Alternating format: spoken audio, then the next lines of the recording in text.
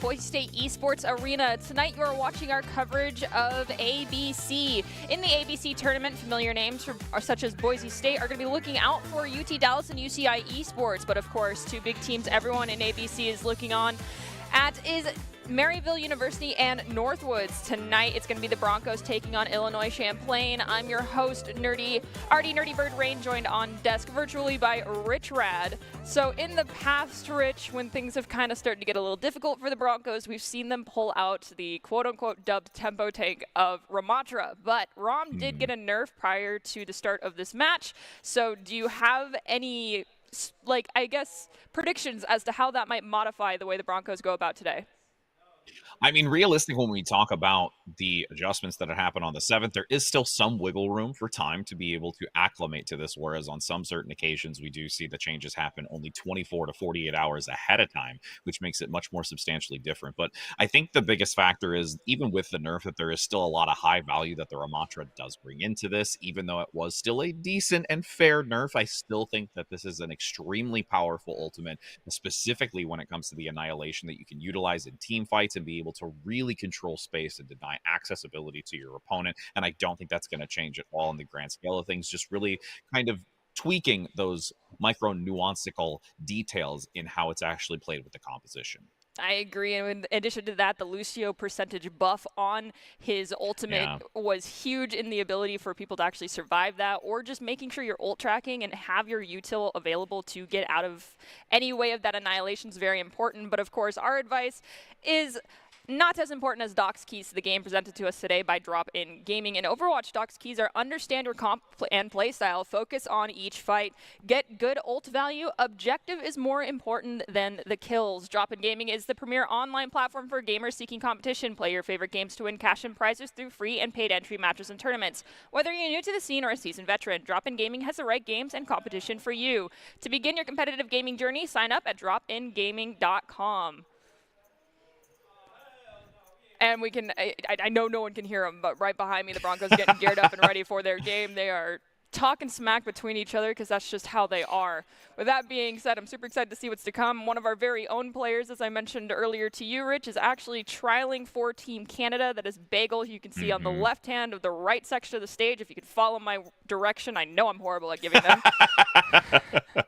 It's okay, especially when you're trying to look at it, let's say in reverse camera lighting. That's the other part of it. It's like looking in the mirror and trying to fix your hair on the opposing side. It just doesn't work. Yeah, but nonetheless, we have Bagel trialing for Team Canada, which is super excited. So, of course, he's been gearing up and getting prepared for all of these matches to the best of his ability. And let's see if any of that practice and scrimming with his trials team will come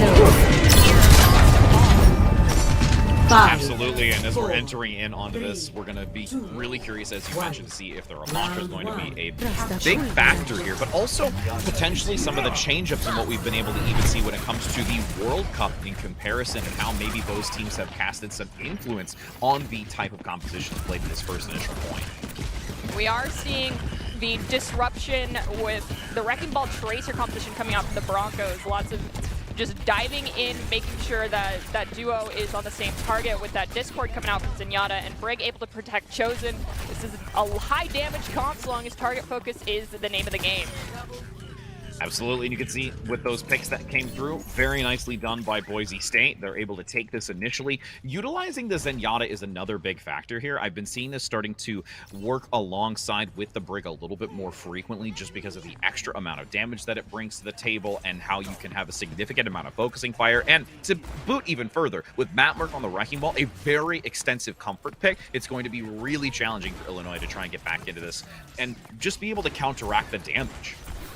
Chosen actually is also on his comfort pick with that Zenyatta, so this is a composition that the Broncos used to use quite frequently and are happy to be able to bring it back. We have Chosen actually take out Marble before the fight even starts, so that's going to be a retreat for the side of Illinois. And it's interesting to see them picking out this Genji pick, considering Genji got his time in the light and was sent back into the cave by the devs not too long ago. We can see already reaching that 50% marker. It's a lot of hesitation on entry here from Illinois. They're attempting to play a lot more of a methodical game to try and find value, but with the harassment from both Clear and Mattmerk, it's making it very challenging for them to get a clear point of entry. Even now, the separation from Danny closing in on that ultimate is going to be very helpful, especially with the patch changes. Nice pile drive onto 2. Supports are vulnerable, and Clear comes in with a swift pick. You mentioned how they're being hesitant to get in here. One of the things that the Broncos have described this composition to me as is the runaway comp. So basically waiting for the Wrecking Ball and Tracer to be able to get in and get picks, while the core unit of that Cassidy, Zen, and Brigitte just play keep away and try to stay as far away from the enemy team as possible. And they were doing that quite nicely, staying over by Elephant with the rotation coming underneath by Left the Mega. So it's going to be harder if they aren't able to take a smart engage and get the right angles on that core unit, while at the same time avoiding the Wrecking Ball and Tracer.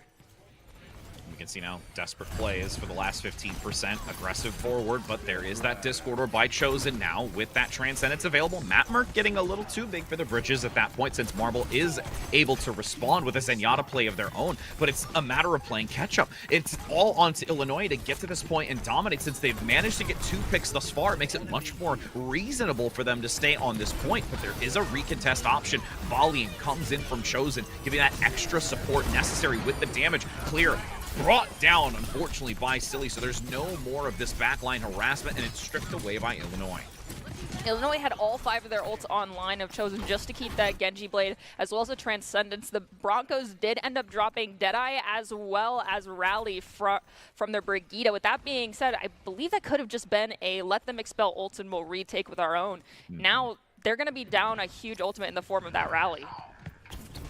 And Clear, hiding in the back way, finding a vulnerable target, peppering damage in onto the Brig play, needing to stick very close. And this is, again, Illinois understanding this ebb and flow process of backing off, but unfortunately it's giving up too much space. And Boise State, at this point, has the chance with the Transcendence to mitigate and maintain the objective. Great takedown with that magnetic grenade to eliminate Clear, but everyone else falls in suit. Pile drive denies any escape here from Illinois with Danny, and that's going to be this round 1 in favor of Boise State. Marble, unfortunately, tried to pop that chance to get into point. Even if there had been an opportunity to touch, Bagel would have had that whip shot online, so they would have just thrown him off the point to begin with. A valiant attempt nonetheless. We can see this last engage. We do end up losing Clear shortly after he uses that pulse bomb, because he engages and takes a couple too many hits without an Orb of Harmony on him. Clear tried to stay alive in that trance, does go down. As you mentioned, that magnetic grenade can be a deal breaker for Tracers, but nonetheless, the cleanup crew came in quickly for the Broncos. Entering now onto Village, a more enclosed, capsulated area for this objective. Once you do maintain that position, it is a lot more challenging to enter in onto it. There is multiple high ground places that you can attack from, but now with an entirely different compositional SWAT. Clear going to come out on the Symmetra, no surprise, and looking to get to that point and take early dominance. We did see Silly Phil also come out on the Symmetra just to give a quick TP out for their team and then immediately swap off blade and dash out of the point. With that being said, Clear on that Sim is going to be a huge difference. Those turrets are slowdown points for the Broncos, and that means easy pickings on point and able to maintain. However, they did lose Chosen, and that could put them in hot water.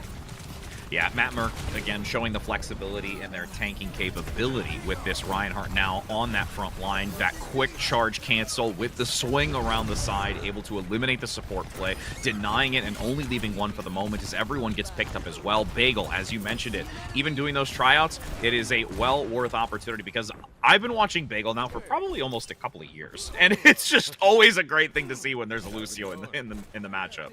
Most definitely, and he was denying a lot of that Wrecking Ball's utility, just booping him out of the way, and then the follow-up charge from Mattmerk to close down that kill on the Wrecking Ball just basically means that you're not getting as much value as most Wrecking Balls can because of the existence of a Lucio. Now we also have this teleporter online again for Clear, which is how they picked off the Zenyatta. So Marble now has to be checking their angles and making sure there isn't a sneaky TP coming up behind them.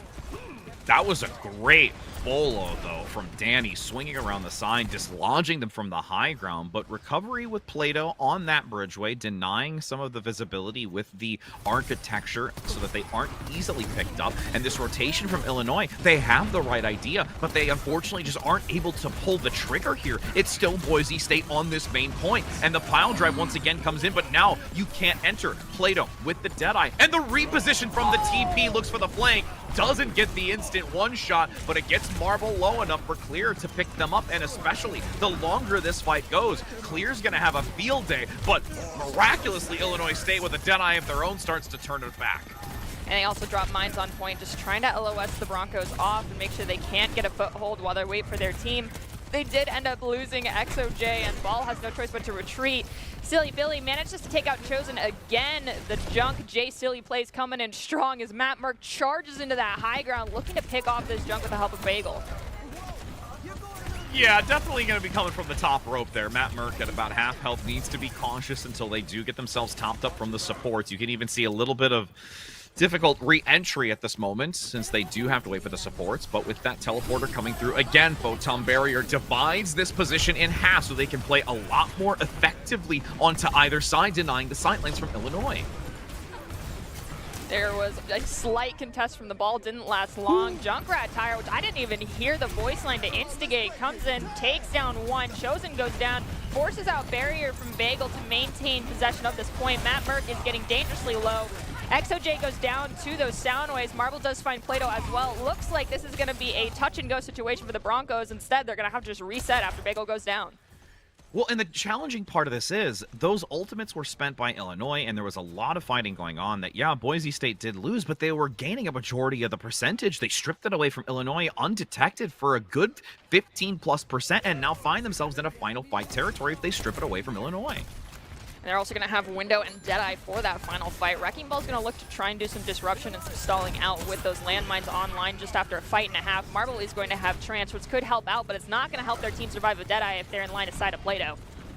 And Clear down below, causing a deviation of attention. The Tracer, being such a nuisance for Illinois, has to abandon ship with one on the high ground down below to cause contention to keep it still gaining percent overall. Matt Merck gets one at least onto the Junkrat, but there is a trade for DPS. Now, this 4 versus 4 remains. Marble commits the Transcendence, but it's seconds too late. Danny goes down, no tank available, 7% remaining, and a Photon Barrier, and also this Amplification Matrix going to be giving some extra assistance here. And realistically, Illinois State is up a very, very tall mountain for them to turn this back around, and there's really nothing else you can do, especially with Plato playing this flank and catching off guard the people that are on top. All that's left is Wrecking Ball and Baptiste, and Plato did end up picking up the Bab right before that Wrecking Ball went down.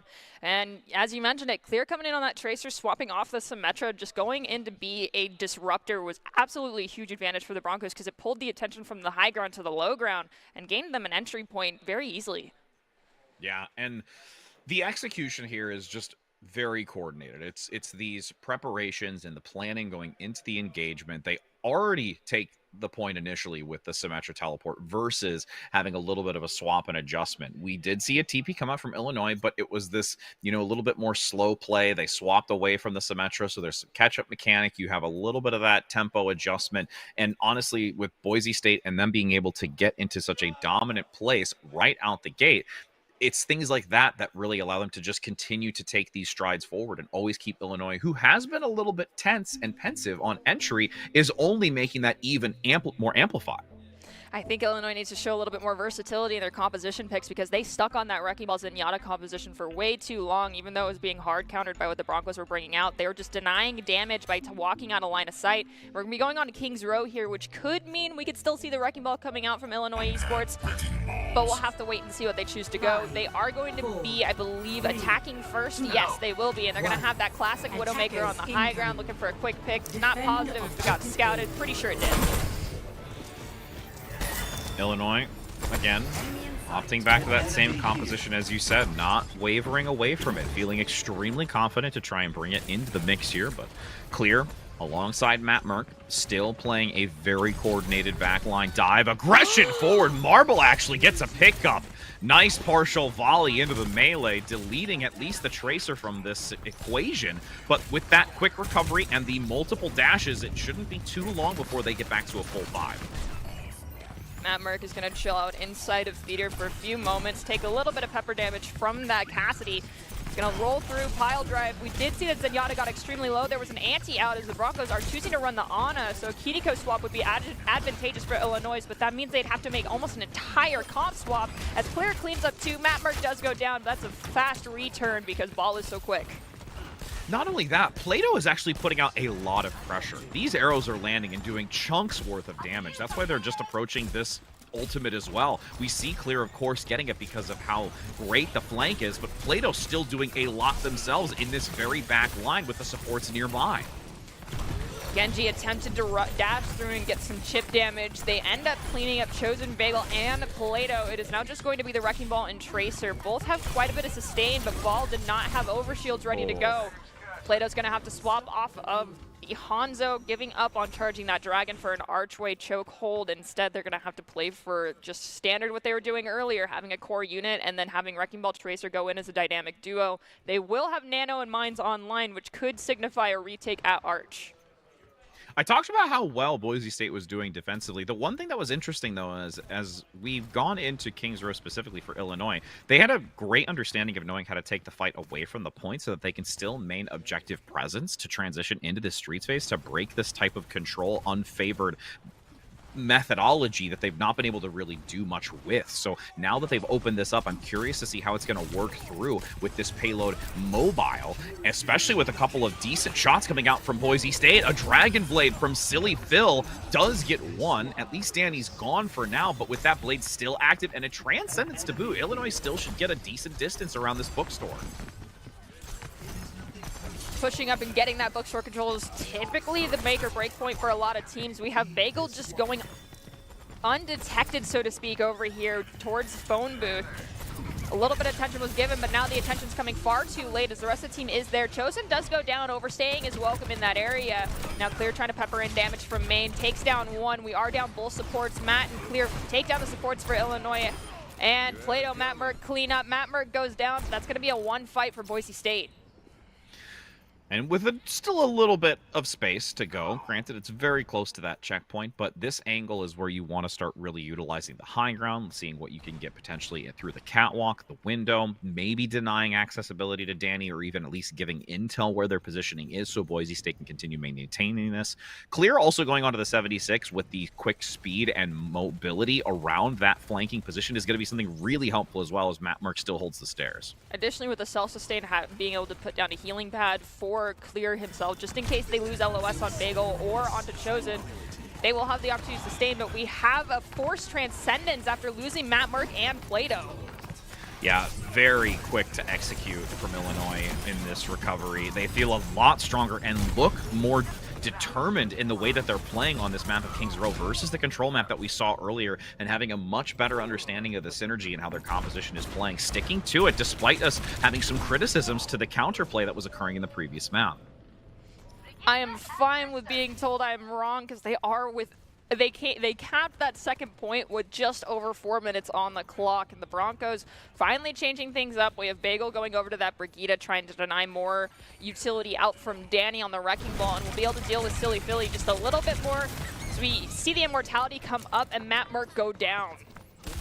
Little bit of a disjointed entry there. The supports were not completely in clean sightline to give the assistance for Matt Merck, but now there's an attempt to recover in this. The spawn advantage is still for Boise State, and Matt Merck now flexes to the 3rd. We see a Sigma tank selection now with that shield, having also the ability to mitigate a lot of that incoming damage, and even the accretion for a stun and lockdown onto Danny if they get very close, but it's not going to matter with this tactical visor, able to just hyper-focus down that Immortality field, flank for the supports, and what a Helix shot onto Marble in the chaos. The trade was definitely worth it. Marvel being down that Discord orb, not being able to grant the extra damage for the side of Illinois means they have to back up and reset. They are going to be coming up on Blade as well as Deadeye and Transcendence though, so Broncos need to be careful. If Matt Merck lifts that Deadeye, he might put his team in hot water. Blade was also really near this Bob, which is going to be extremely helpful. But that Blade taking down Bagel is really challenging. Wonderful recovery, though, from Matt Merck, making sure that there is no further hack and slash by that Blade onto Chosen, because that would have been devastating to work through with both supports down. Bob going to give a little bit more of an anchor here on the corner to make sure that they have the respawn. Supports go down for the side of Illinois. 2 minutes and 20 seconds still remaining as Broncos have burned off about 2 fights worth of time. They've got 2.5 more to go, depending on how long this next engage takes. Bagel's going to have Rally online. They'll have the Graphitic Flux as well as Deadeye. They could combo any of those ultimates or use them solo. If they see Trance popped in lift from Matt Merck, then just pop Deadeye most likely is what we're going to see, because that's an insta-kill. You can't live that with Trance. Curious to see how Illinois will enter into this. They're so low in health. Marvel, at this point, just having to hover their finger over that Transcendence until it's the most optimal time to enter in. And Boise State really just have total control of this corner, not really taking much chip damage at all. Plato really being the only one as the Wrecking Ball harasses, but Chosen down below keeping a very great coverage to deny anybody's visibility onto it. That Discord, the first time that we see the focus, and XOJ actually gets the shutdown. We're going to see Danny go down after that trade, and Silly Philly goes down as well. So Broncos, as far as manpower, are in the lead, forcing another reset out from Illinois, losing your ball and your Genji. And we're going to see Silly Phil swap over to the Hanzo. RNGesus is about to take the wheel, and the Broncos need to start checking their heads and their angles. Yep, Plato, once again, having another Bob in a minute and about a half, I would say, a little bit, maybe just above that, because of how much value, not only the dynamite, but just the sheer raw damage that they're putting into the opponent. Matt Merck takes down Silly Phil, despite them looking to make this change. 45 seconds, and Boise State has taken space. What a sleep by Chosen. Danny almost goes down, but not enough damage was pelted onto them to send them back to the Shadow Run for a few minutes. We have Nano online by Chosen. Clear has Deadeye. We have Bob. We almost have another Flux coming in for the side of Illinois. They're going to have Mines, Deadeye, as well as that window. They might be able to get Hanzo ult as well if this fight drags on long enough. The question is, who ults first to win this fight? There needs to be a pick out from Illinois early. Hopefully either onto Plato or Clear, which actually happens. They lose Bob. They still have ultimates to work with, but again, they're working with reduced numbers. A Nano, aggressive play forward with free firing. It's a shooting gallery as the Flux from Matt Merck is wonderfully timed. Brilliant positioning by Clear. This is a massive strategic play. When you talk about a nano-boosted Cassidy going into a Flux despite you losing a player early, well-rounded gameplay all in all. Well, you got to think about it in terms of what are you paying in that fight, because the Broncos, you have $5 in your hand and then you lose one player, you have 4. Other team is now up by $1. The response is you have to use an ult to bring you back up to that $5 mark and an additional ult to put you at 6, and that grants you the victory, so long as you do it smartly. And this nano boost here on the Cassidy was the go button, hit W, we remove our S keys for our Clear. You know, speaking of $4, if you went to a grocery store and you had to buy a candy bar, what candy bar would you buy with that $4? Oh, you know those big Hershey's cookies and cream bars? Yes, I do. Did you one of those? I have not got one of those in a very long time, but that actually sounds really good. Those are so Derailing addicting. for a moment, but the hunger in the tummy was starting to think about, you know, what could I get for $4 since you brought that to the table? But as we're now going to have the swap asides, curious to see what type is brought to the table defensively by Illinois, and seeing if they can have a decent hold here against Boise State, who really did understand entirely how to play this defensive position, especially when it came to that furnace to deny completion for Illinois. They do have a slight change in their composition, choosing to drop the Genji in favor of the Junkrat, and then Danny swapping over off the ball to the Sigma to match Matt Merck on the Sig. The question is now which tank is going to be taking and shutting down angles better for their own team. Clear trying to get an early pick, doesn't find anything. It's going to have to swap over, and they're going to pick up the mantle of the Ashe, as both of our DPS have swapped their heroes, but nonetheless are very respected on both. EXO very cautious in how they move back into that since they were quickly tapped twice. Clear goes down though. Marble has actually stepped up quite a bit here on this support role and has brought in a significant amount of damage from this Zenyatta. On a couple of occasions, we've seen 3 eliminations in the previous side swap, and now doing it once again on the defense. Clear is back online. No one for the Broncos went down after they ended up losing Clear, which is great. Now the question is, can Bagel go toe-to-toe with that Zenyatta coming out from Illinois? It looks like he will, getting assist on Danny, but Plato goes down. The DPS for the Broncos kind of falling like lemmings left and right.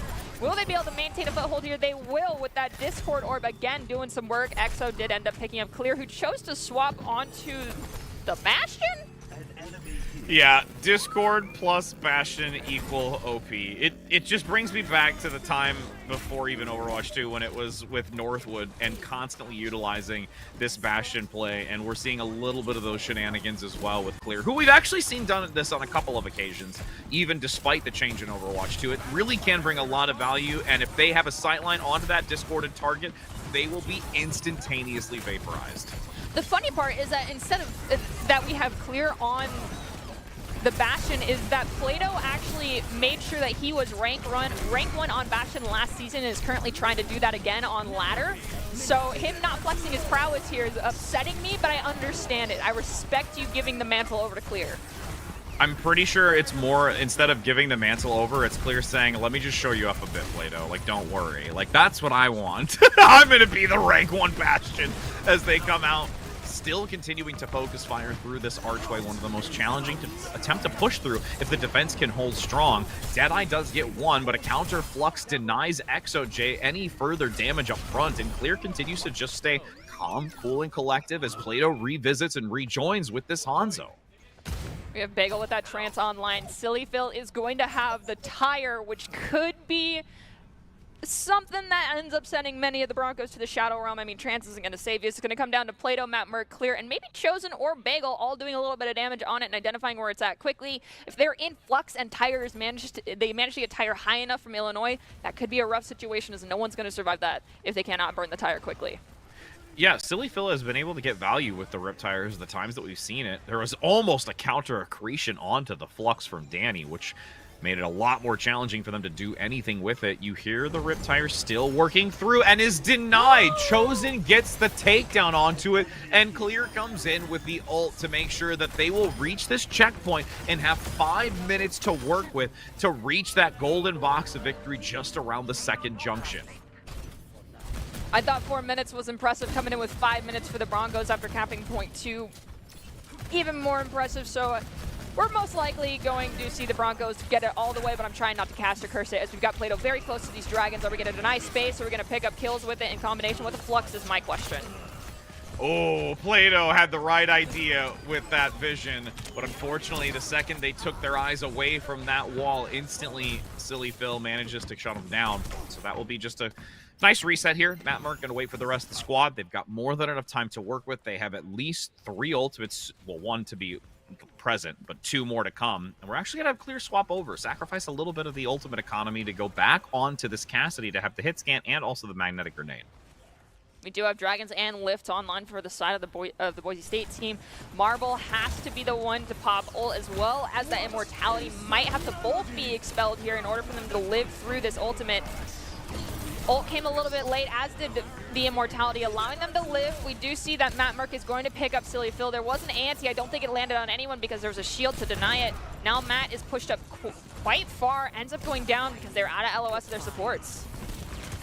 And Zoolander making sure that they get some trouble for their efforts, as it's a cleanup here. This is still the first of many more fights Illinois is going to be have to deny access for Boise State. There's a shutdown for now. Spawns are still a little bit in favor of Illinois since it's closer towards their proximity. So if they do lose one, it's not absolutely detrimental. But with these volleys, they also have to keep a watchful eye because Bagel's going to land these shots. Speaking of spawns, Marble just got back, and ExoJ is going to manage to take down Clear with some assistance of the Hanzo. We do have Nano online, the nade landing just a little bit too late to keep Matt Merck alive, and that's another reset for the Broncos. This time bank that they had is now getting down to 2 minutes and 30-second mark, meaning half the time that they started with has now elapsed.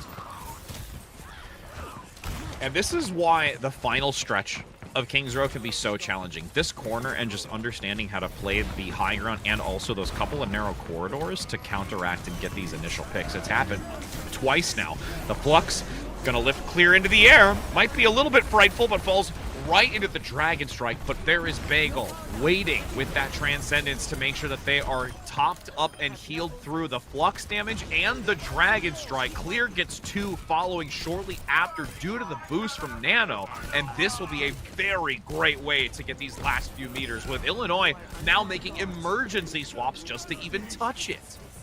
We saw earlier the exact same play brought out from the Broncos onto Illinois was proved to be unfruitful. But the difference made was the fact the Broncos paid one extra thing in this fight to sustain and come out on top, and that was using that Nano once again onto the Cassidy. Help them come out on top of this one. They do finish out this ABC match against Illy Esports, coming out cleanly, 2 on top. Yeah. Illinois, again, they had some moments where they did find themselves very coordinated, but, you know, still, Boise State playing their game as they have, strategically understanding their win condition and knowing how to effectively counteract the compositions that were brought to them. And speaking of playing your game for Boise State Esports is always looking for talented players, production, and broadcast talent. Top talent, along with good grades and eligibility, can earn scholarships as well. Sign up today by visiting boisestate.edu/esports for more information. So it's exciting to see how week 1's playing out. I'm excited to see how it continues as well, considering there are some changes that are going to be coming today, so to speak. Not so sure about how many changes, but some things might get fixed and some egos might get checked. But with that being said, our first match of the day is going to wrap up with the Broncos coming out on top 2-0, and we're going to take just a quick break, so don't go anywhere. We'll be back here in just a few minutes.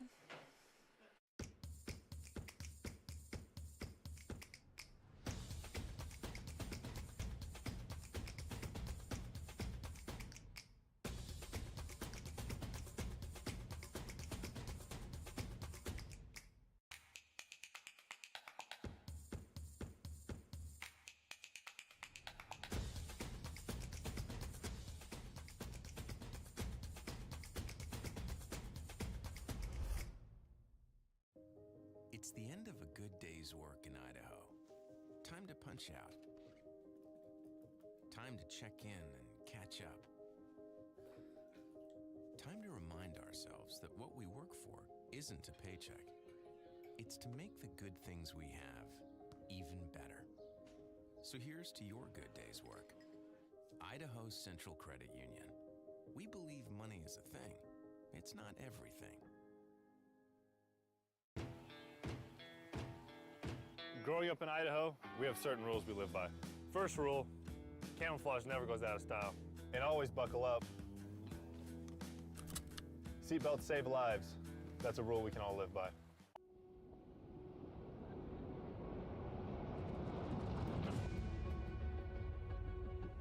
You take really strong players from disparate communities and you put them together on teams with expert coaching. So you mean to tell me by all the hands in the room, everybody in here is that top 2%?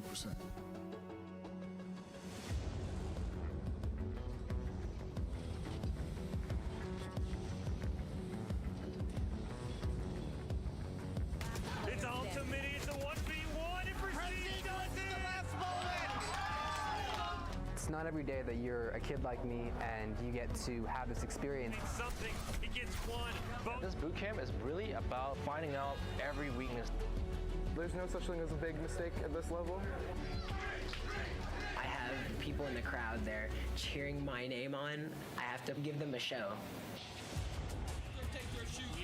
That feeling of just being up on stage and having a whole crowd of people, it's unbeatable. 1v1, but... Oh, why would you pick him? I love this. I want to do this every day. You didn't make a choice, so you were just looking at things. If you want to go pro, sometimes you have to make sacrifices. Jump up and down, you're a crowd, you're casters. It's a transformational experience. That was a light switch, and now I see what it's all about. A lot of players here right now are caught up in winning their tournaments 5-10 years down the road. They're not going to remember who won.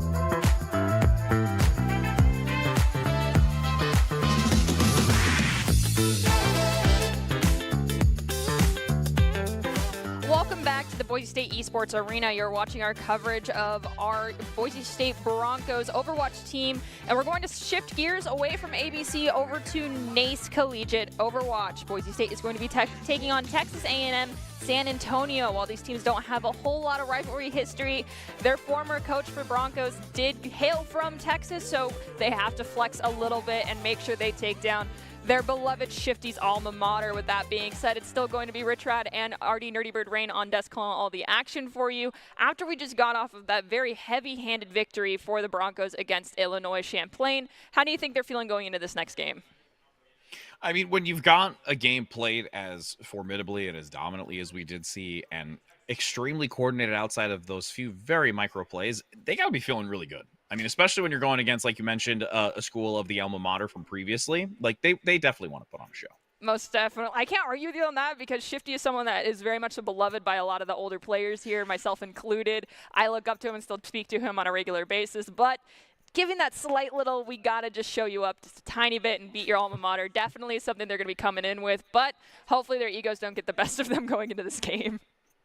Yeah, and Texas A&M, I mean, we've seen, I believe it's just their new director as well, Aaron, that came in and overseeing their university specifically for coaching and staffing. Really curious to see how they're going to be fending off into this as well, and what Boise State's going to be able to face off against them, being newer to the mix in the last recent year. Well, some things that aren't new is actually going to be the tips coming to the Broncos in the form of Doc's keys to the game for Overwatch in particular. Doc's keys for Overwatch are understand your comp and play style, focus on each fight, get good ult value. The objective is more important than the kills. Doc's keys are brought to you by Drop-In Gaming. Drop-In Gaming is a premier online platform for gamers who seek competition. Play your favorite games to win cash and prizes through free and paid entry matches and tournaments. Whether you're new to the scene or a seasoned veteran, Drop-In Gaming has the right games and competition for you. To begin your competitive journey, sign up at dropingaming.com. Now, that being said, going up against a team that we're not super duper familiar with, we can be familiar with the lineup here. Before we jump completely in, we're going to have Kel, Plato, Goblin, Chosen, and Bagel for today's lineup. A little bit of change up from what we saw earlier. We're not going to have Clear in on this first game, and we're not going to have Matt Merck. Today's lineups are brought to you by Count. Count Identity Trust Global Network delivers real-time fraud prevention, account protection, and enables personalized customer experiences for more than 9,000 leading brands. Considering we're having this slight change up, Kel is most likely going to be on tank, though we've seen him kind of shift over onto that the DPS role in the past. We've also seen Plato on tank, but do you anticipate anything different specifically because Kel is going to be in the mix? The biggest thing that I'm curious is about the Ramatra, because the last time that I got to see Kel in the previous weeks was this very consistent usage of the Ramatra. Now with the patch notes, we had mentioned it earlier when it came to the ABC broadcast segment of this, that is something curious and how that's going to adjust the type of play style and mechanical skill that's going into these matches. And that's something I'm keeping a watchful eye on. Also, especially as you mentioned, if Kel does look to try and waver away from the tank role in and of itself. Well, it's up to the Broncos on stage to determine who is going to be playing tank for this first map, which is going to be Lijiang Tower. Not positive which of the 3 sub-map rotations will end up on. We're getting some beautiful coverage here of the control center, but we could end up on any of them. If we end up on Night Market, I anticipate the Sim TP strat, possibly with a Sigma. If we're on Gardens, most likely a Wrecking Ball composition. But I do know for a fact that despite we've seen Kel on the Ramatra, his Sigma is quite the force to be reckoned with.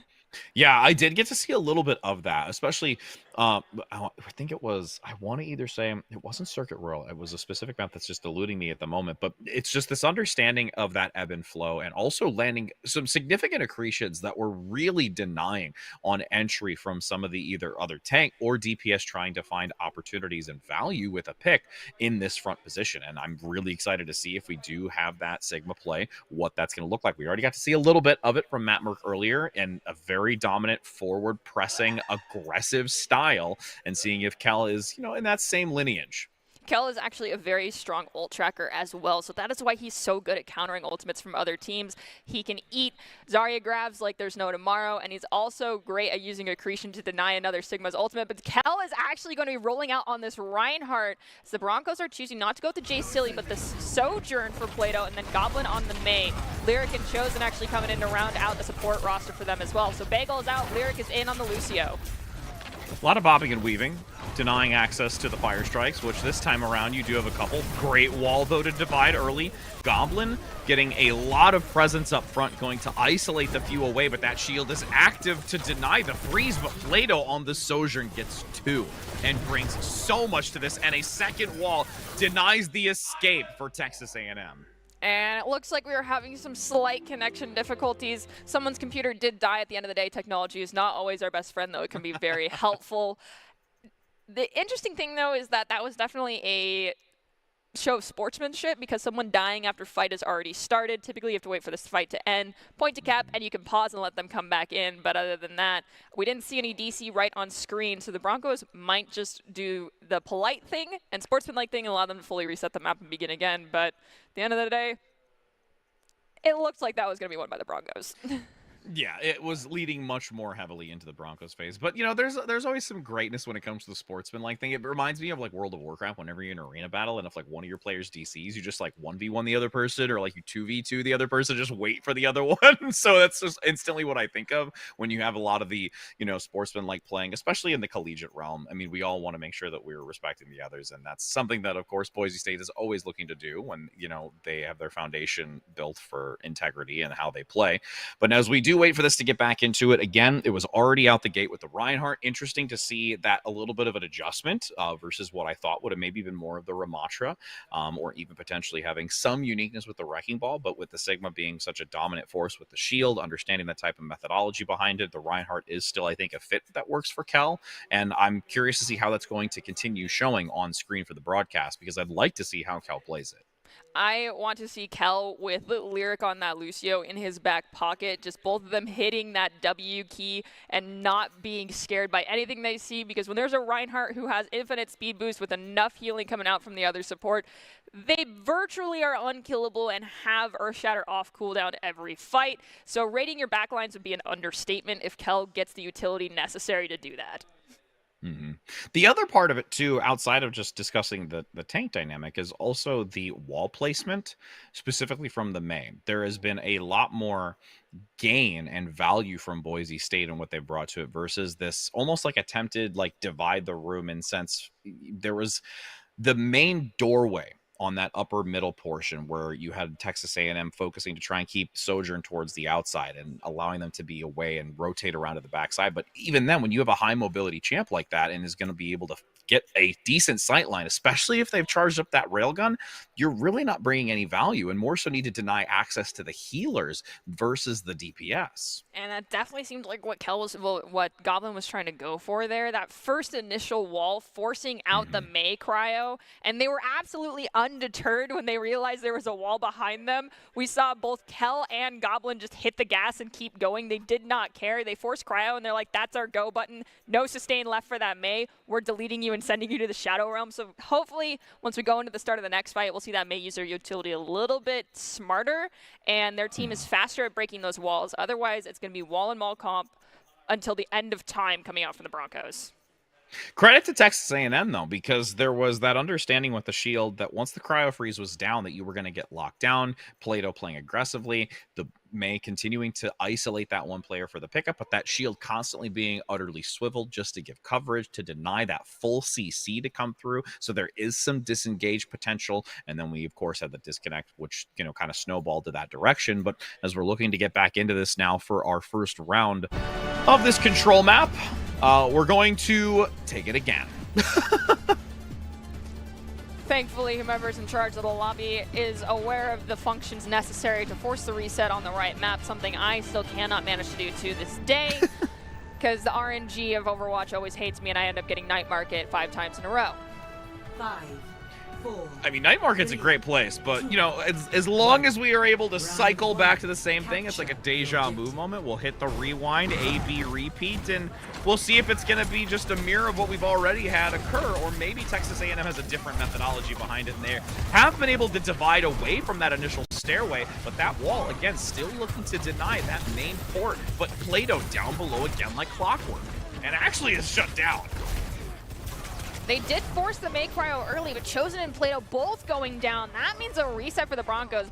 We might see Goblin try to get a little bit of chip damage in here. We have Lyric backing off to make sure that both of them can get out alive. Kel coming off a respawn is just now coming out of those gates. Back at the doorway, they're going to be able to deny a lot of space, and both walls were expelled. That is a go button for the Broncos to push through here, as they had a vertical, perpendicular to the door wall set up to try and gain space, but now both May walls are going to be back online, and it's used very early, but Kel is down again, and Broncos struggling to get a foothold. Yeah, there was just not enough healing throughput to keep Kel alive in that corner, really threading the needle to keep that doorway occupied. But now, with Boise State unfortunately losing that initial position, they've got to use the wall to try and separate Wanter. Able to deny it. The Earth Shatter's actually canceled until, oh wait, they get the Shatter to come through. They were knocked into the corner, so they weren't elevated enough to reset it. A Blizzard also tossed in but goes down. This is absolute chaos in this small corner, but Boise State weathers the storm.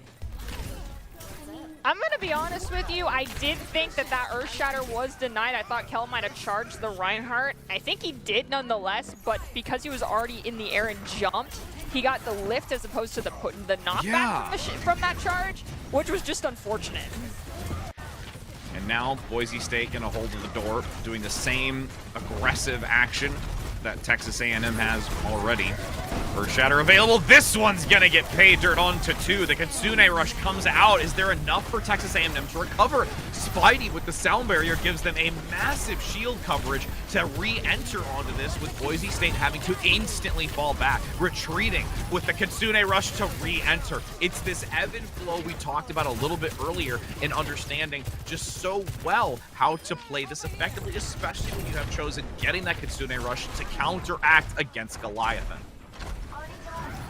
I really think what put the Broncos ahead in that last fight was disengaging with the ant speed from Lyric and identifying that if they got out of that Kitsune Rush, went back to the point and used their own, they would have the advantage because the rush from the enemy Kiriko would be completely out of the way. They burned Suzu as they rounded that last corner too, so there was no hope for survival.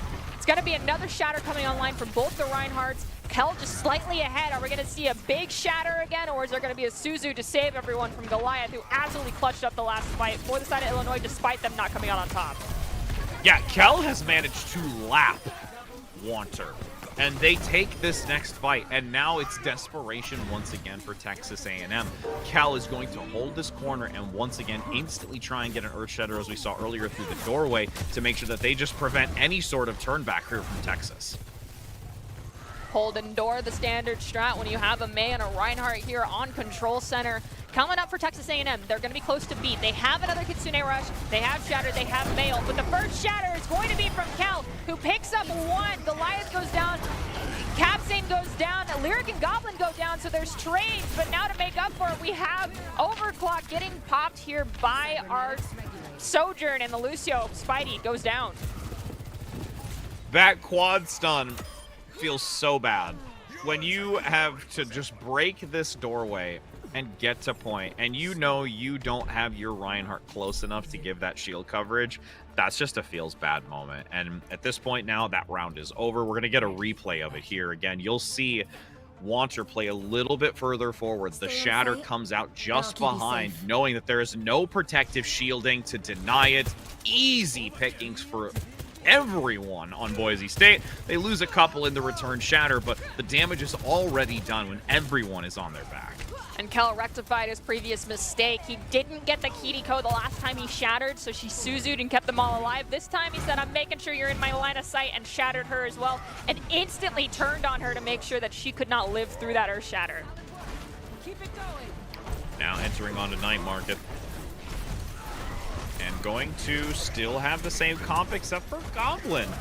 Not going to be sticking with the May play and actually opting for the Torbjorn to see how that's going to be helpful for the composition. And we've seen Goblin do this on a couple of occasions and play very well, but you know, Sojourn just does Sojourn things despite the patch notes that we've seen, and can really instantly take someone down if you are not keeping a watchful eye.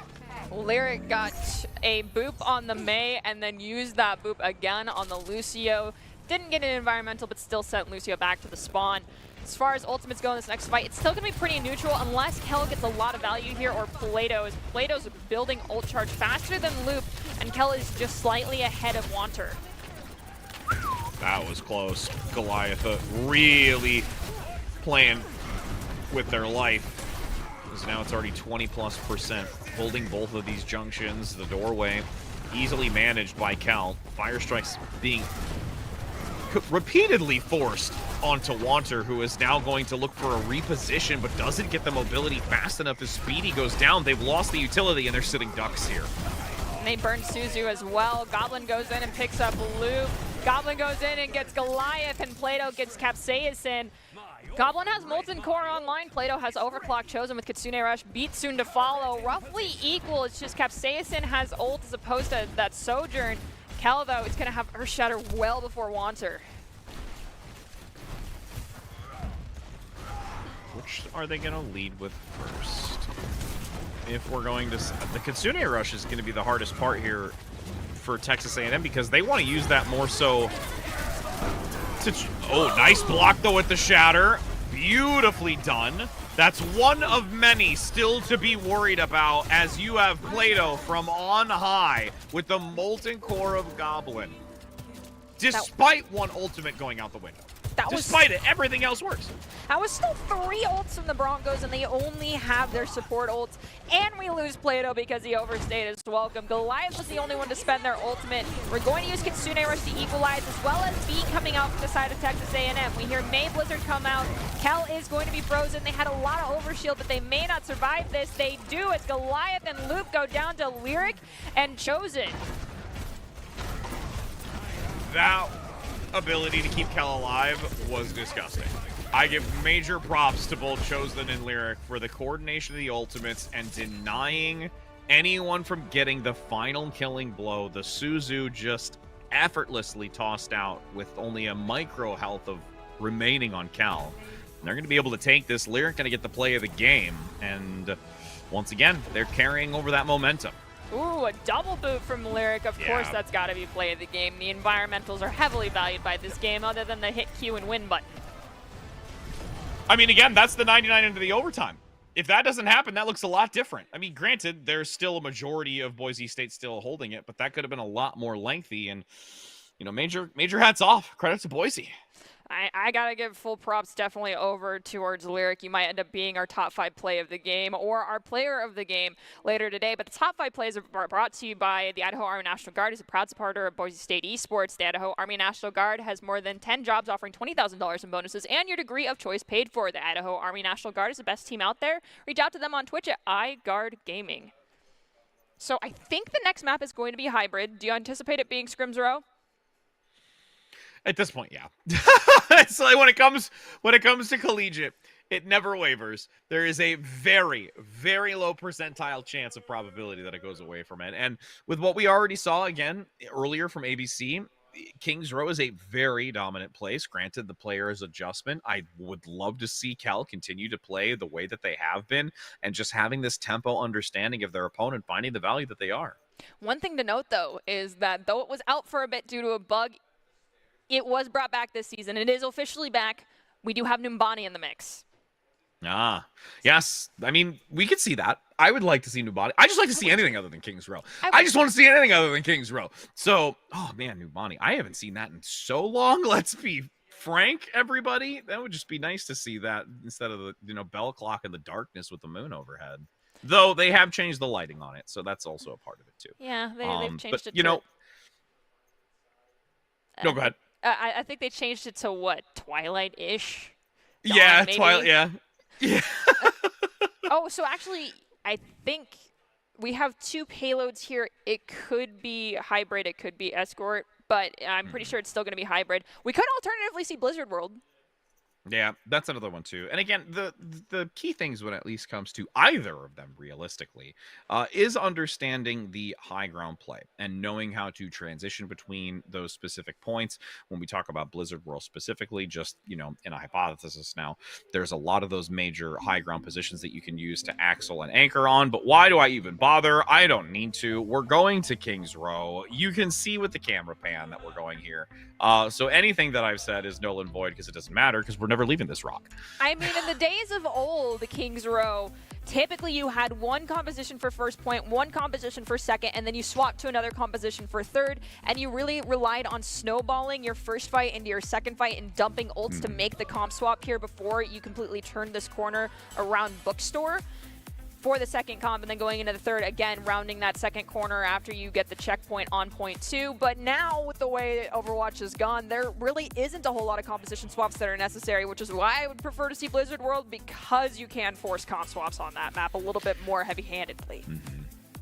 And as we enter in onto this one, with the massive elevation and just multiple little channel ways that you can work through to find value, it'll be interesting to see if we keep a little bit more of a harassment-based type of composition with, you know, Matt Merck and having the adjustment and comp specifically for Matt Merck. There's a lot of this Wrecking Ball that likes to be worked in with a tracer play, you know, this chip kind of, you know, dive bombish play onto the flanking angle. But with how Kel has been playing, very stalwart, just stoic type of gameplay overall.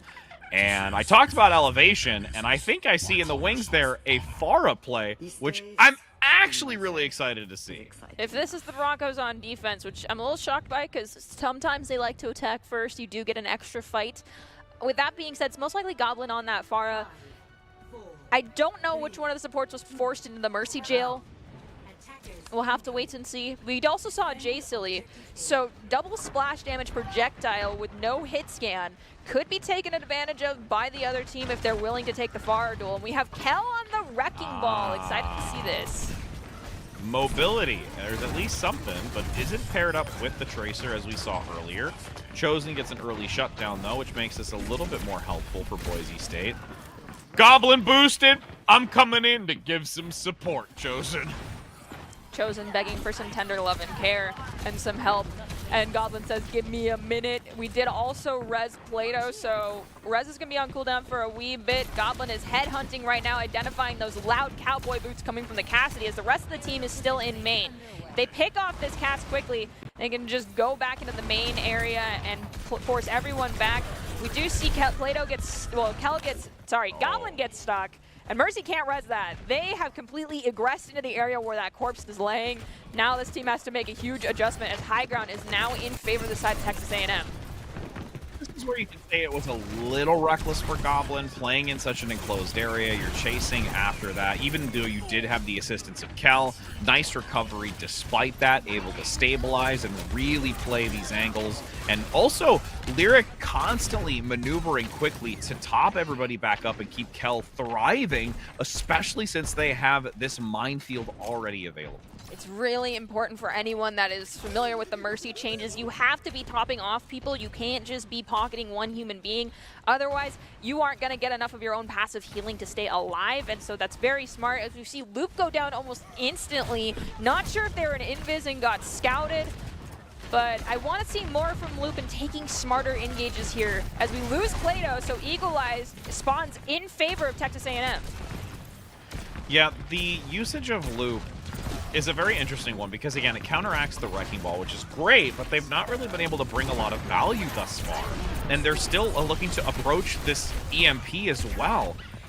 The timing on the hacks are occurring, but there's just no follow-up. And this is why Kel is able to get out. Goblin has been eliminated. They're going to pass over these 2 ticks before they look for a contention on the 3rd and final one. Kel's actually going to go in because the nano boost is there, and the minefield makes it even more formidable because that's one of the big things that also changed in that 7th patch note, is that it's a half a second more rapid in activation upon releasing the mine. So that pile drive makes it a lot more effective for you to actually get at least 1 pick with it. The scary and sad thing is Spidey is now in the Ajax club. Any Lucio main, myself included, has done it before. Got killed in ult animation. We're gonna have Plato from behind drop the tire very close to the enemy team. Pick up 2, pick up a 3rd with the help of Kel, and they're sent back to the spawn. That was free. But, you know, hey, it happened quick enough. It allows you to get back as a full team. You got 50 seconds, final attempt into this, and they have the EMP. That is the win condition here. You need to gain value on this, or everything that you've just invested into the Sombra is null and void. If they can get an EMP with a big shatter, there won't be anything to keep the side of the Broncos alive. They did expel the Lucio sound barrier. Lyric does find Capsaicin. Winter finds Goblin. Goblin was screaming on stage earlier when he first TP'd in because he was met face with a lot of damage because he went straight to the high ground. Trap is triggered. This is an opportunity now for our Junkrat here in Plato to find a pick, but can't find anything just yet. They're peppering damage on the Rhine, focusing him as opposed to focusing the support. Sombra gets low. They finally turn their attention to the Kiriko as Lyric goes down. That might be too little too late. Rhine is here. The supports are coming back for the side of Texas A&M. Tracer finds Plato, but Wanter goes down to Chosen and Goblin. I was just going to say, they finally used the EMP, but the problem is Boise State is everywhere. They are not clustered together to really gain maximum potential with that. The mines get even more. The Reinhardt shield is spinning to deny them. They're waiting for that chance to just get the last remaining couple of pickups. Melee as well for Chosen. This is just, I think, a little bit of a misread here when it comes from Texas A&M. I do like the idea of the Sombra and what it can do to counteract the Wrecking Ball. But the problem is that if you're not finding that value early enough, and then you've invested that much time, and then we had probably 30 seconds worth of a fight going on towards the end of that where the EMP never showed its face because everyone from Boise State was so distant from each other, you won't get any value from it. It feels a little unbalanced right now of what you want to do against Boise State because they're playing so well. But I'm at least going to give Texas A&M credit for trying to work outside of the box. I mean, Sombra also did get a buff on damage, so the EMP charges quite fast, and after hack, that's a lot of damage to take to the face. I understand that the Broncos were playing very spread out. That was the name of their composition. It's not bunch up and play brawly. It's spread out and create chaos, as we mentioned earlier. But finding value in an ultimate doesn't mean you have to EMP all 5 members of the team. Find 1, find 2, find a support, get Chosen in the EMP and delete him. Get Lyric in the EMP and delete him. You take away a lot of value by removing just one person.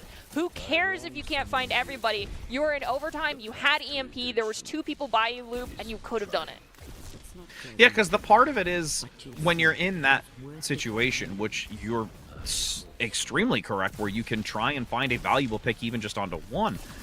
But because of how distant they were, and I guarantee you the weight that you have on the Sombra play of like, who am I actually going to get value with? And then also, am I going to be able to capitalize on it? There's so many variables to that, and just ultimately never was able to really get a foothold.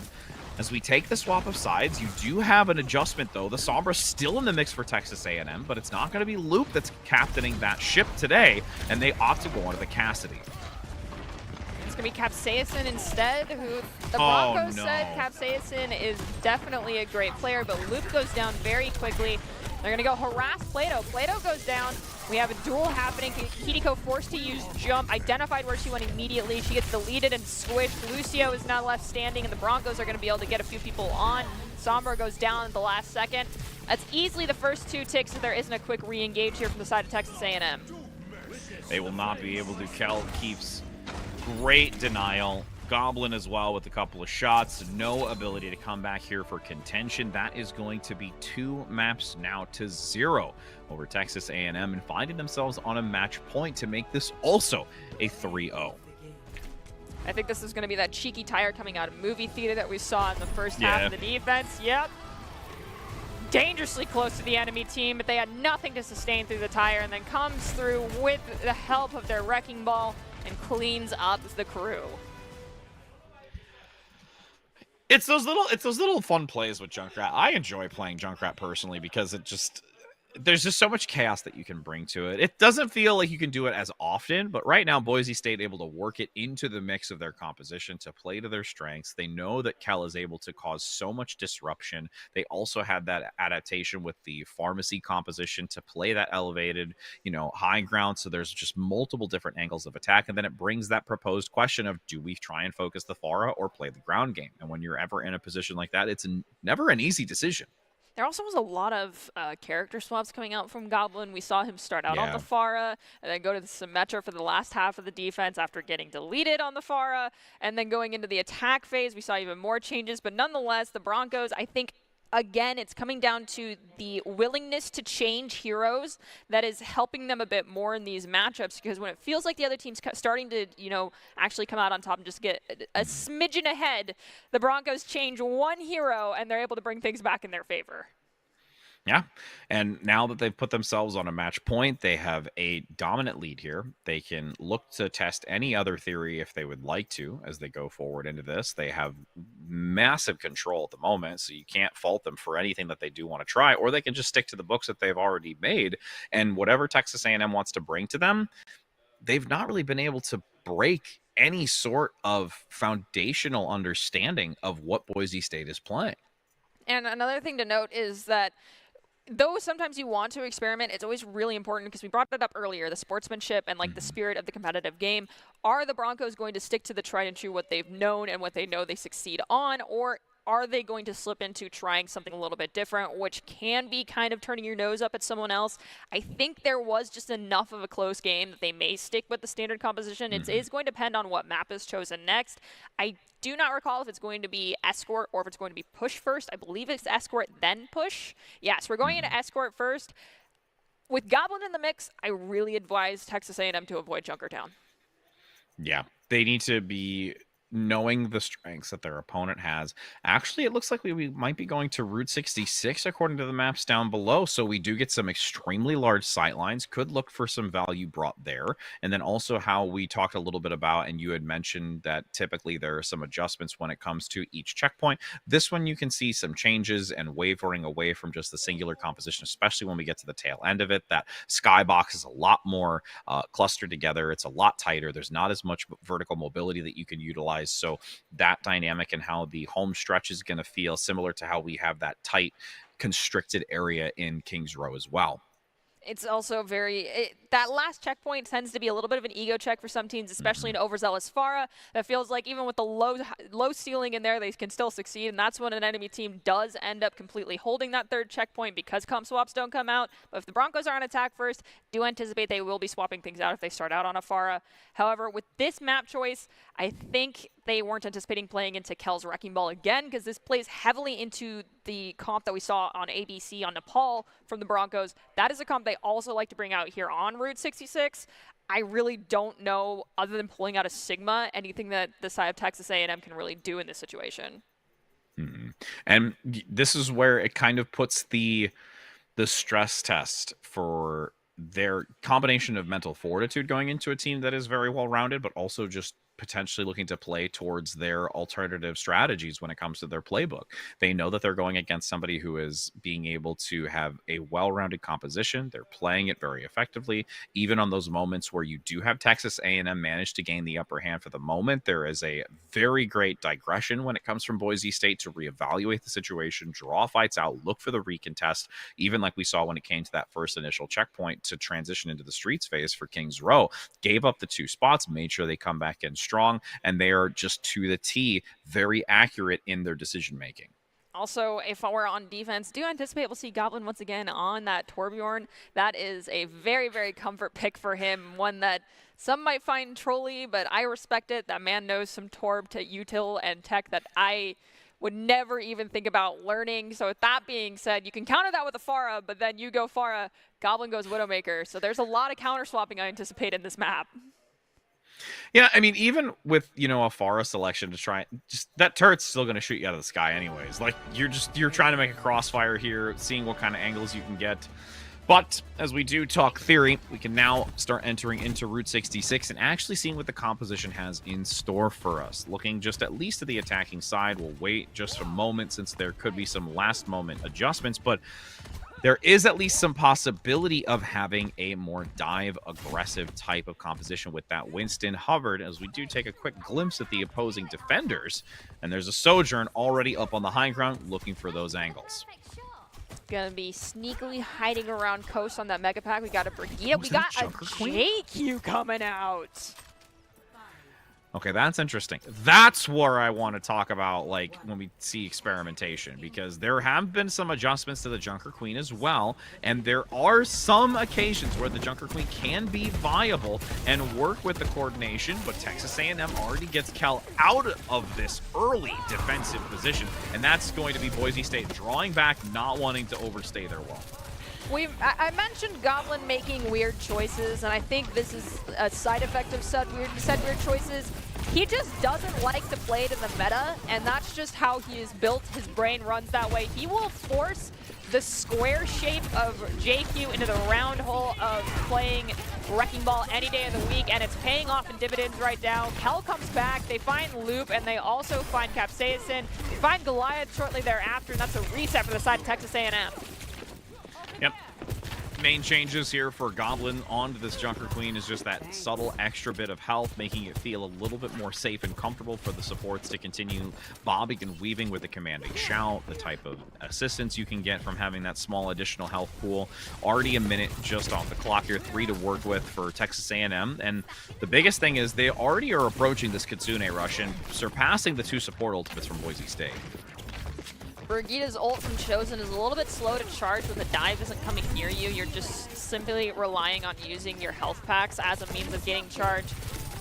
If we can get an engage that's close to Chosen, which it looks like there was a slight one, 65% now on that rally, and it looks like they're getting it more involved as Goblin picks up 1. 2 have now gone down for Texas A&M. Winston desperately trying to retreat, coastline control, going back over to Goblin. They do find Capsaicin from Plato, and now the ults are roughly balanced. Supports for Boise State definitely closer than Spidey, as they only are going to have Kitsune Rush online at the very start of this fight. Wintar may have Primal Rage, though, by the time they get a full engage.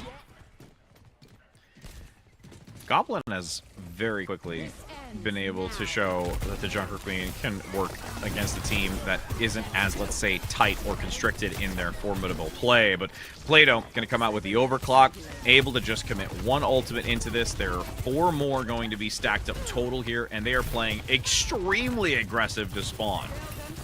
Well, the scary part here is that Goblin forcing the JQ means that this dive is getting nullified. You use Commanding Shout when they fully engage, and then you follow up with Carnage. But we have Kel drop a Pulse Bomb on Goliath, who I guess didn't have Suzu online or just decided to take it like a champion. But yeah, that Commanding Shout along with Carnage basically nullifies any sort of advantage that a dive composition can have going on to the majority of Goblin's core unit because of the speed boost as well as the overshield.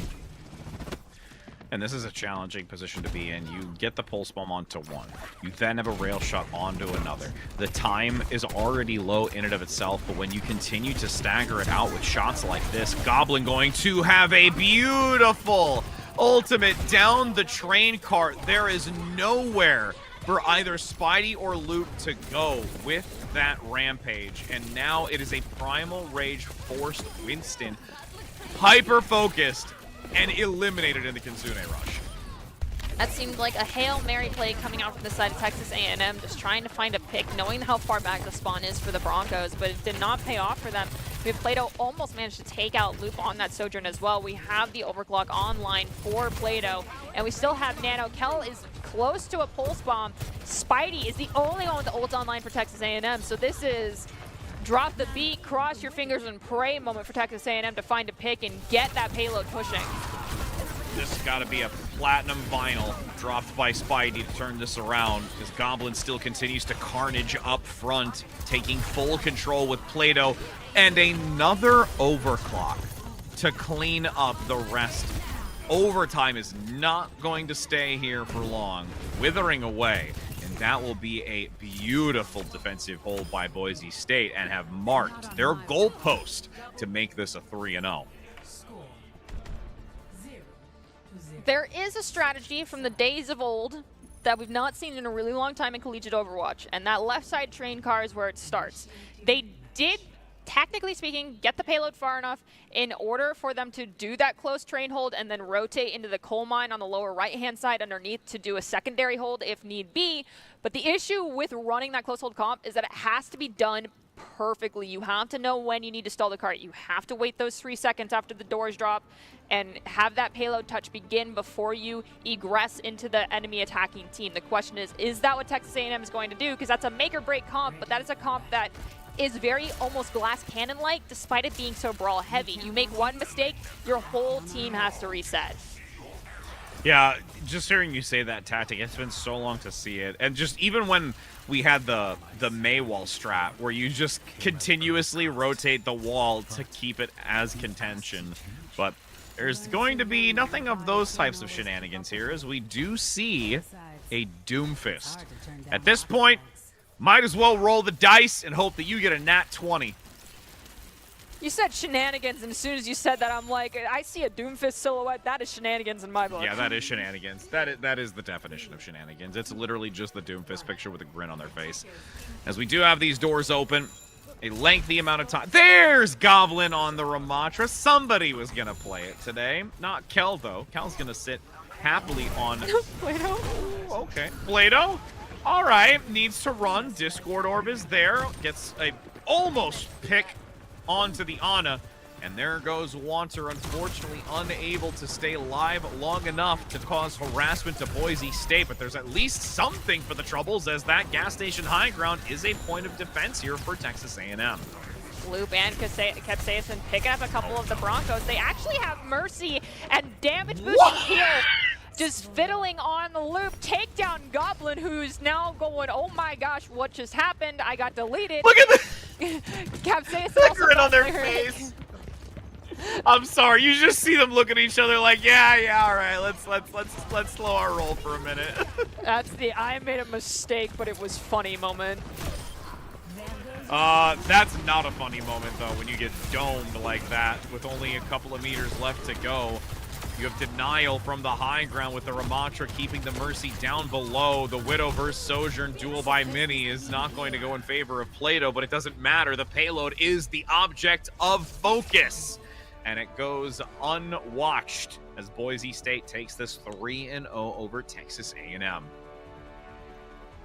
All right, let's see who got play of the game. It's going to be Plato on the Sojourn. I mean, like, when is it not? Very rarely. Ole, ole, ole, ole. Oh my gosh. Clean. Hit Q and win. Clean all around. Yeah, I mean, yeah, it was clean. Clean all around. And we did see the GGs come out from the Broncos over to Texas A&M and San Antonio. So congratulations, Broncos, on a 3-0 sweep. That's back-to-back wins today. The question is, can they get a third? Because we do still have a game going up against Utah State after this one. But nonetheless, let them bask in their glory for a few more minutes and also laugh at their mistake of when they got absolutely dunked on their first engage and underestimated the Sojourn, and we lost our tank and both of our DPS in rapid succession. So it's not like the Broncos didn't win without a fight. They had to try their hardest still. And though we saw some silly plays, they did end up coming out on top.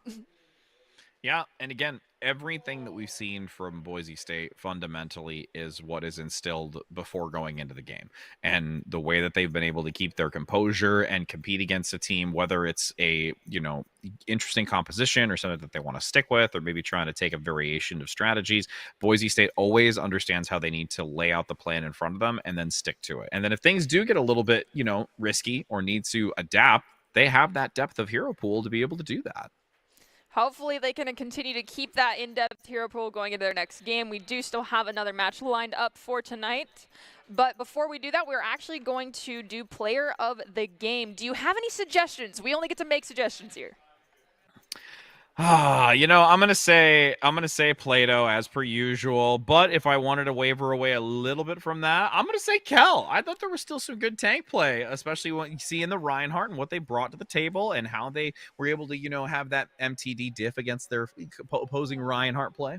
Yeah, I'm going to go with Kella as well. I mean, that might be the main tank in me talking, the tank player in me talking just a little bit. I feel like we give so many plays of the games to DPS as is. Let's give player of the game over to a tank or a support. So it's either Kella or Lyric for me, and it looks like our player of the game is actually going to be Goblin, our infamous DPS. You can tell that we had the Torbjorn play going on here, and there was that insane Molten Core after we had a Shatter Whiff from Kel. So there will be a play that features Kel. It'll just be Goblin's play. Yeah, instead of it being a showstopper, it's a gobstopper. Like the can't see what I'm doing. I'm making layers with this. That's what happened. But yeah, no, Goblin has always been a performer. We've seen. I used to just be enthralled when we see the Reaper play, but since we've not really had that as relevant, the ability to swap onto these other roles, whether it's a Cassie, whether it's the Torbjorn, finding value with, as we saw in this Junker Queen even, just well-rounded fundamentals, and really, really excited to see how they've been able to perform. Maybe next time we get to see Goblin, we'll see him pop in on the support so we can have all 3 roles covered in the top 5 plays in the ICCU Player of the Game. With that being said, the Player of the Game is brought to you by the Idaho Central Credit Union, who believes a great player makes a team more successful, just like Idaho Central's helping members achieve financial success. Goblin is the Idaho Central Credit Union Player of the Game. Congratulations, Gob. You can flex your muscles on stage for a little bit longer. But we do still have another match coming up, so you can't bask in that glory for too long. Don't go anywhere, anyone. We're going to come back with more Overwatch. We'll be back here in just a few minutes.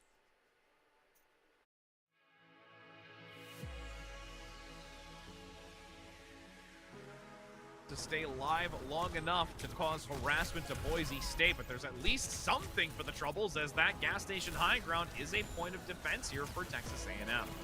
Loop and Capsaicin picking up a couple of the Broncos. They actually have Mercy and damage boosting heal just fiddling on the Loop. Take down Goblin, and that's just how he is built. His brain runs that way. He will force the square shape of JQ into the round hole of playing Wrecking Ball any day of the week, and it's paying off in dividends right now. Hell comes back, they find Loop, and they also find Capsaicin. They find Goliath shortly thereafter, and that's a reset for the side of Texas A&M. They're going to be a Suzu to save everyone from Goliath, who absolutely clutched up the last fight for the side of Illinois, despite them not coming out on top. Yeah, Kel has managed to lap Wanter, and they take this next fight, and now it's desperation once again for Texas A&M. Cal is going to hold this corner and once again instantly try and get a Texas. Hold and door the standard strat when you have a May and a Reinhardt here on control center.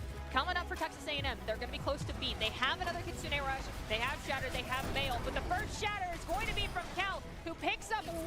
Goliath goes down, Capsaicin goes down, Lyric and Goblin go down, so there needs to be a pick out from Illinois early.